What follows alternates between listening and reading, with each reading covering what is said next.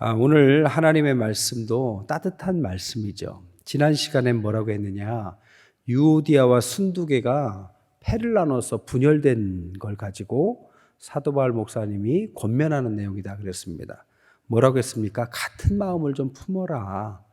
막 잘못을 지적하고 막 경계하고 그러진 않았지만 그들에게 권면하기를 너희들을 위해서 돕는 자가 있고 또 함께 돕고 있고 너희들이 얼마나 귀한 일꾼인지를 기억하고 우리가 후에 생명책에 우리가 이름이 기록된다라는 사실을 기억하면서 한 마음으로 가라. 이것이 지난 시간이었다면 그 다음에 이어서 말씀하시기를 이제는 주 안에서 항상 기뻐해라. 4절에 보니까 주 안에서 항상 기뻐해라. 그리고 뭐라고 합니까? 다시 한번 말하노니 기뻐해라. 이게 얼마나 강조하는 말이에요. 그러니까 주님 안에서 분열되지 않으려면 어떻게 해야 된다? 기뻐해야 된다. 주님 안에서. 이 표현은요, 기뻐하라는 카이레테는 능동태 명령형입니다. 그러니까 현재를 나타내요. 지금 기뻐하세요. 지금 상황이 어려운 것 같아도 기뻐하세요. 이런 뜻이라면 다시 말하노니 팔리인 에로라는 단어는 미래형입니다. 그래서 지금도 기뻐하고 앞으로도 기뻐하십시오. 이런 뜻입니다. 그러면 우리가 어떻게 해야 주 안에서 기뻐할까? 오늘 본문 짧지만 두 가지를 이야기합니다. 첫 번째로는 5절에 보니까 관용을 모든 사람에게 알게 하라. 첫 번째 기뻐하기 위해서는 마음을 좀 넓게 가지라. 이것을 관용하라. 이렇게 표현한 것입니다. 관용이라는 FAKS라는 단어는 박해받음에도 불구하고 온유한 마음, 자신이 손해를 입음에도 불구하고 용서하는 마음, 감정이 격해지면서도 절제하는 마음, 이 모든 것을 의미합니다. 그러니까 말 그대로 마음을 넓게 써라. 어떻게? 얼마나요? 5절에 보니까 모든 사람이 알 정도로 좀 마음을 넓혀라. 이런 뜻입니다. 마음이 넓은 사람 옆에 있으면 푸근하지 않습니까? 믿는 사람들 마음이 넓어야 품이 넓어야 사람이 모여드는 법이죠. 그러면 얼만큼 왜 우리가 마음이 넓어야 되냐? 언제까지? 왜? 5절에 보니까 모든 사람에게 알게 할 뿐더러 주께서 가까우시니라. 곧 재림의 때가 온다. 지난주에 말씀드린 생명책을 말하면서 말씀드린 것처럼 이제 우리가 살면 얼마나 살겠느냐. 하나님의 때가 곧 다가온다. 그러니까 마음을 넓혀서 우리 신자들끼리 싸우지 말고 분열하지 말고 주 안에서 하나가 되도록 애써라. 이렇게 말하는 거죠. 사람에겐 세 가지 종말이 있다고 그랬습니다. 개인의 죽음, 종말. 두 번째는 시대의 종말. 터키에서 어제 그저께인가요? 지진이 크게 났습니다. 지금 대략 추산하는 것만 해도 5천 명이 넘죠. 그런데 여진과 이어지는 것까지 하면은 10,000명 가까이도 충분히 사상자가 나올 겁니다. 여러분, 지진으로 그렇게 10,000명씩 죽어가는 세상입니다. 자면서 지진이 나서 몰라서 깔려서 죽은 거죠. 개인의 종말, 그리고 이런 터키 같은 상황에 있을 때는 그냥 시대적인 전쟁, 지진 이런 것을 통해서 종말이 오는 거죠. 또한 주님께서 재림하실 마지막에 완전한 종말, 셋 중에 하나는 우리에게 다가오는 것입니다. 그래서 이 재림을 기다리는 마음은 두 가지예요. 하나는 뭐냐? 심판에 대해서 두려워서 떨면서 기다리든 아니면 시상식장에서 상을 받으려고 기다리는 여배우같이 아주 기품 있게 기다리든 재림은 둘 중에 하나지 중간은 없습니다. 하나님 앞에 재림을 잘 준비한 사람은 정말 주님 드디어 오셨군요. 120년간 배를 지었던 노아가 비가 오니까 드디어 비가 왔군요. 때가 됐군요. 비로소 이제 세상의 심판의 때가 왔군요. 준비한 노아에게는 그때가 하나님을 만나는 피날레였습니다. 그리고 그때 비로소 그의 진가가 나오기 시작하고 하나님의 말씀의 능력이 그에게 빛을 발하기 시작한 것이죠. 죽음 앞에서 우리는 항상 겸허해질 수밖에 없습니다. 그래서 우리는 믿는 사람들, 믿지 않는 사람들과도 좋은 마음으로 넓게 관용해야 되겠지만 믿는 교회 내에서 왜 관용하지 못할까요? 마음을 넓혀야 되겠죠. 지난번에도 말씀드렸지만 죽을 때 후회하는 5가지라는 책에 보면 5가지를 다시 읽어드릴게요. 나는 내 자신에게 솔직하지 못하고 너무 눈치 보면서 살더라. 또 그렇게까지 열심히 일만 할 필요가 없었는데 그렇게까지 쉬는 날도 없이 일만 했다. 3번째로는 내 감정에 솔직하지 못하고 그냥 감정을 억누르면서만 살았다. 기쁘면 기쁜 대로, 슬프면 슬픈 대로 좀 드러내도 되는데 그냥 꾹 참고만 살았다. 4번째로 친구들하고 좀 연락 좀 하고, 겨우들끼리도 이제 봄인데 바람도 세고 이럴 수도 있는데 그러지도 못하고 연락도 못하고 살았다. 5번째로는 행복은 내가 선택하고 내 선택에 의해서 인생이 바뀌는 건데 선택을, 변화를 너무 두려워했다. 이 모든 것에서도 보는 것은 뭡니까? 여유를 좀 갖고 살라 이런 뜻입니다. 인생의 마지막에 여유 없이 살았던 내 인생을 돌아볼 때 너무 자신에게 연민이 가면 안 되잖아요. 주신 시간만큼 너무 빛나게 사는 것이 주님 앞에서 참으로 좋은 일입니다. 그래서 마음을 좀 넓혀라. 얼마나 산다고 그렇게 꽁꽁 마음을 닫고 사람들과 교류하지 않고 자기 주장만 하느냐. 함께 관용하면서 살아라. 이게 기뻐하는 첫 번째 방법이라면, 2번째 방법은 우리가 잘 아는 것처럼 6절에 뭐라고 합니까? 아무것도 염려하지 마라. 걱정거리가 있겠죠. 왜 없겠습니까? 하지만 지나치게 염려만 하면서 사는 것은 기쁨을 앗아가 버리기 때문에 염려하지 말아라. 이렇게 말씀하고 있는 것입니다. 염려란 메림나라는 단어를 쓰는데 하나님의 인도와 보호에 대한 의심과 신뢰의 결핍으로 기쁨이 깨지는 것, 이것을 말합니다. 걱정하면 현실보다 더 크게 걱정이 더 커지는 거죠. 어떤 마을에요, 죽음의 사자가 나타났대요. 그래서 한 달 후에 니네 마을에서 2,000명을 내가 데려가겠다. 이렇게 말했답니다.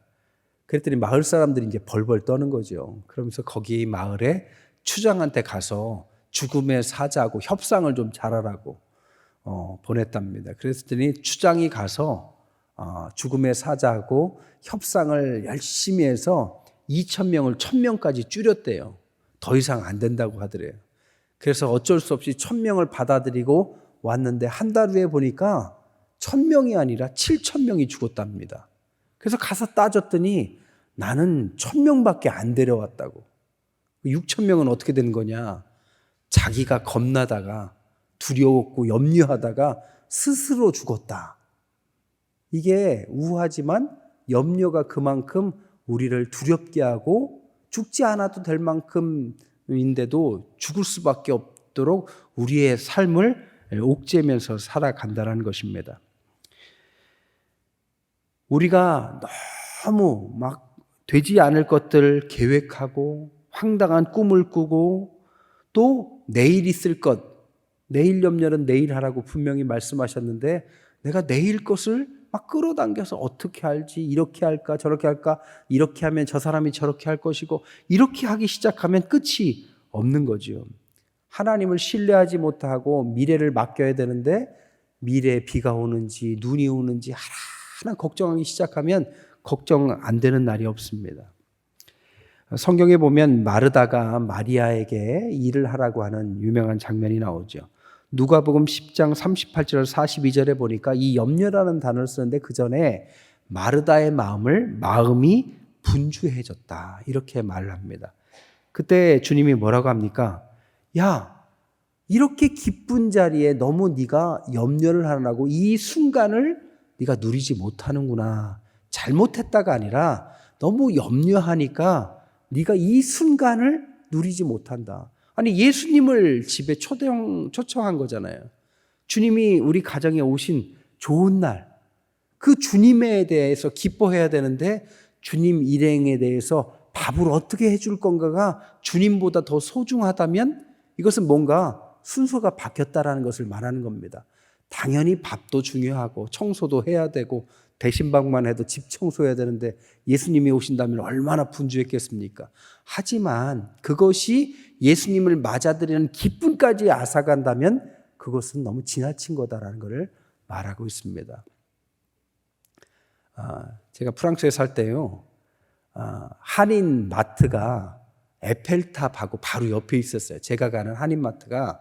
그래서 한인 마트를 운전을 하다 보면 에펠탑이 쭉 이렇게 보입니다. 에펠탑을 보면서 시장 가는 마음을 좀 아세요? 예. 거기 날 잡아도 갈까 말까인데 저는 시장 가려면 에펠탑을 탁 쳐다보면서 갔습니다. 근데 마음에 좀 여유가 있을 때는 야, 내가 에펠탑을 보면서 사는구나. 근데 무슨 걱정거리가 있으면 에펠탑이 똑같이 있는데 송전탑처럼 보입니다. 비슷하게 생겼잖아요. 그냥 송전탑 같아요. 전혀 눈에 안 들어옵니다.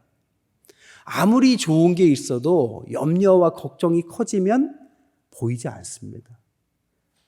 그래서 하나님 앞에서 우리가 얼마나 하나님 앞에서 염려하지 말고 마음의 관용을 가지고 살아라 하면서 오늘 본문에 염려하지 않는 방법 3가지도 말씀하시죠.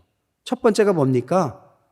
6절에 보니까 아무것도 염려하지 말고 다만 모든 일에 뭐로? 기도로가 첫 번째입니다. 프로슈케라는 단어는 하나님 앞에 일반적으로 구한다라는 뜻을 갖고 있습니다. 그리고 두 번째가 뭐라고요? 간구로. 이 간구라는 데시스란 단어는 하나님 앞에 일정한 것들을 요구한다라는 뜻을 갖고 있습니다. 그러니까 특정한 것을 요구하는 마음을 간구고 그냥 하나님 앞에 뭔가를 기대하는 마음을 기도다라고 표현해 놓은 것이죠. 어떤 신학자가 이렇게 말했습니다. 성도가 무언가가 필요할 때 세상에서 구하려고 하면 그것이 염려로 돌아오고 하나님께 찾으면 기도와 간구가 된다. 그럴듯한 말이죠. 그렇기 때문에 우리가 간구하고 필요한 것들은 하나님께 구하는 마음이면 염려가 사라지고 하나님이 때를 따라 주시겠지라는 믿음이 생기겠죠. 그리고 마지막 3번째가 뭡니까? 기도와 간구로 너희 구할 것을 뭐로요? 감사함으로 하나님께 아뢰라. 염려하지 않는 방법은 기도하는 것이고 하나님 이것 좀 주십시오라고 간구하는 것이고 3번째로는 감사로 생각하고 요청하는 것입니다. 감사를 잃으면 보이지 않습니다. 근데 어려울 때일수록 자신의 상황을 너무 어렵다라기보다는 감사합니다. 그냥 의식적으로나마 하나님 지금 감사합니다. 하다 보면 눈이 떠집니다. 그리고 가만히 자신을 객관화할 수 있는 거죠. 생각해 보면 감사한 일이 얼마나 많습니까? 우리에게는 우리나라도 불안정한 지판 위에 있어요. 지진이 우리나라에도 올 수 있습니다. 저 백두산 화산이 100년마다 터진다는데 내년인가 내후년인가 100년이라잖아요. 그런 우리도 위험한 나라입니다. 그럼에도 불구하고 오늘 우리가 이렇게 따뜻한 봄날에 이제는 마스크도 벗어도 되고 교회 와서 예배 드릴 수 있는 이런 환경에 모든 것들을 생각해 보면 감사가 넘치는 거죠. 그래서 감사함으로 하나님께 아뢰라라고 말을 하고 있는 것입니다. 이 2가지 관용하고 마음을 넓게 생각하고 염려하지 않으면 하나님께서 선물을 주시죠. 그게 뭡니까? 그리하면 7절에 모든 지각에 뛰어난 하나님의 평강을 그리스도 예수 안에서 너희 마음과 생각을 지키도록 주실 것이다. 이 평강은 우리가 아는 샬롬이라는 단어를 씁니다. 근데 이 샬롬이라는 것은 느낌을 말하는 게 아닙니다. 성경에서 말하는 샬롬은 온전함이라는 어원에서 나온 것입니다. 하나님 백성으로서의 융합, 그리고 스스로 만들어낼 수 없는 연합, 이런 능력을 이 샬롬, 평강이다라고 표현한 거죠. 이 상황은 유오디아와 순두개가 싸우고 분열된 상황을 가지고 지금 이야기하는 거죠. 너희들이 이렇게 갈라졌는데 왜 갈라졌냐? 가만히 생각해 보면 너희들이 마음을 관용하지 않았다. 너희들이 너무 염려가 많았다. 유오디아가 하는 것에 대해서 순두개가 염려하고 저 사람이 저런다고 염려하고 너무 염려하다 보니까 기쁨을 다 빼앗겨 버리고 결국에는 불화, 분열까지 간 것인데, 그래서 거꾸로 마음을 관용하고 염려하지 말고 주 안에서 기뻐하고 앞으로도 기뻐하고 그렇게 해야 된다. 그때 하나님께서 뭘 주신다? 평강을 주신다. 이 평강은 우리가 아이고 기분 좋다라는 그 평강이 아니라 하나님께서 만들어 주시는 하나됨의 평강을 말하는 것입니다. 이것은 우리가 스스로 만들 수 없어요. 분열된 교회가 기도해야 되는 이유도 이것 때문입니다. 잘해보자 한다고 되지 않아요. 부부싸움 물베기라고 해서 잘해보자 한다고 안 싸웁니까? 부부도 싸우는데 교회 안에 다양한 사람들에게 분열은 어찌 보면 일어날 수 있는 일이지만 그 분열을 해결하는 것은 인내와 인격만이 아니라 주님께서 주시는 평강, 샬롬의 은혜, 이 능력이 우리에게만 있어야 분열이 봉합되고 하나가 된다는 것입니다. 하나님이 평강을 주시고 평강은 하나님의 것입니다. 그렇기 때문에 우리가 성령도 하나요, 주님도 하나요, 하나님도 한 분이시요, 우리도 하나가 되는 모든 근거는 주님 주신 이 평강, 샬롬, 성령이 하나 되게 하시는 능력 안에서만 가능한 것이다라는 생각을 꼭 해야 됩니다. 우리가 왜 나라와 민족과 정치인들을 위해서 기도해야 됩니까? 그 마음을 하나가 되게 하는 것은 바로 주님께서 개입해 주셔야만 가능한 것이고, 전쟁하는 나라들이 싸우지 않고 하나가 되기 위해서는 그 평강을 위해서 주님께서 평강을 주시고 관용을 주시고 그 안에서 염려보다는 하나님께 맡기는 사람들의 기도를 통해서, 간구를 통해서, 감사함을 통해서 하나님의 평강으로 하나가 돼야만 진정한 평화가 온다라는 것입니다. 그때 어떻게 해요?